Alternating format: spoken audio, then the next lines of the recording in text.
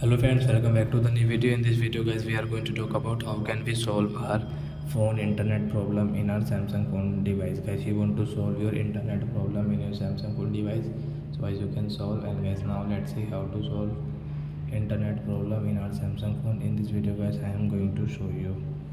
So guys, now let's see how to solve internet problem in our Samsung phone. So friend, first of all, open your phone setting to solve your internet problem. Then guys, scroll.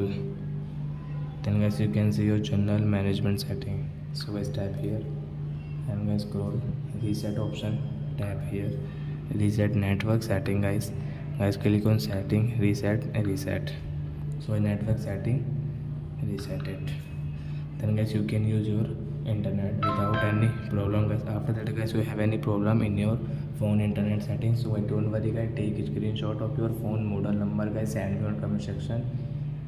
So that's it guys, thanks for watching. Now we will meet on next video with new topic. Before going guys, please go and like my video, subscribe my channel. Bye bye friends.